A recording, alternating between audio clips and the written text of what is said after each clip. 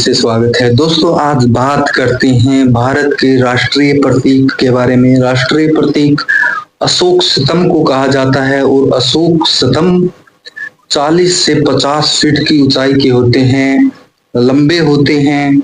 और दोस्तों, अशोक स्तंभ की विशेषता की बात करते हैं तो अशोक स्तंभ सारनाथ वाराणसी से लिया गया है। और दोस्तों, उसके बाद बात करते हैं संदेश की। तो संदेश क्या देता है अशोक स्तंभ? अशोक स्तंभ ताकत का संदेश देता है कि क्योंकि इसके ऊपर 4 शेर बने हुए हैं और शेर ताकत का प्रतीक होते हैं, इसलिए अशोक सम्राट से वो बहुत ज्यादा ताकतवर थे, पावरफुल थे। इसलिए कह सकते हैं कि अशोक सम्राट बहुत ज्यादा पावरफुल थे, इसलिए अशोक स्तंभ के ऊपर 4 शेर लगाए गए हैं। और संदेश की बात करते हैं क्योंकि ये जो अशोक थे, अशोक सम्राट, ये बहुत पावरफुल होते थे। ये लड़ाइयां करते थे, झगड़े करते थे। किसी भी राजा के साथ इनकी नहीं बनती थी तो फिर ये झगड़ा करते थे, लड़ाइयां होती है जैसे आजकल भारत पाकिस्तान चीन भारत की होती है, उसी तरीके से लड़ाइयां होती थी उस समय भी।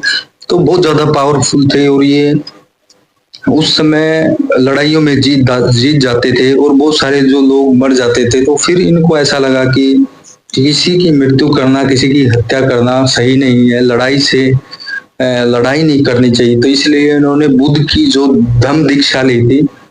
तो फिर वो जो धम्म की बातें थी, जो धम्म के विचार थे, वो सारे के सारे अशोक स्तंभ पर भी इन्होंने लिखवाए थे। अशोक स्तंभ के ऊपर लिखे हुए हैं आज भी। तो दोस्तों, ये संदेश देते हैं भाईचारे का, दया करुणा का। ये संदेश अशोक स्तंभ देता है, इसलिए बहुत महत्वपूर्ण था। और दोस्तों, उसके बाद बात करते हैं सारनाथ वाराणसी, उत्तर प्रदेश।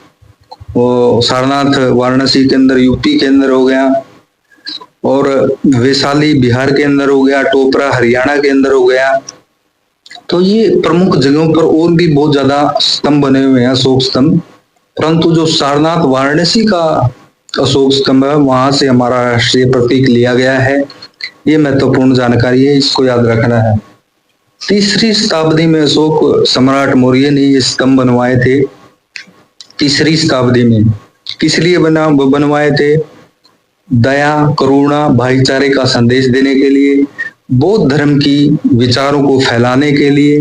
क्योंकि ये बौद्ध धर्म में विश्वास करते थे, इसलिए करते थे क्योंकि ये लड़ाई झगड़े से दूर हो गए थे। चुनार यूपी के अंदर पड़ता है, चुनार, वहां से पत्थर लेके, बलुआ पत्थर लेके इन जो स्तंभों का निर्माण करवाया गया था, अशोक स्तंभों का।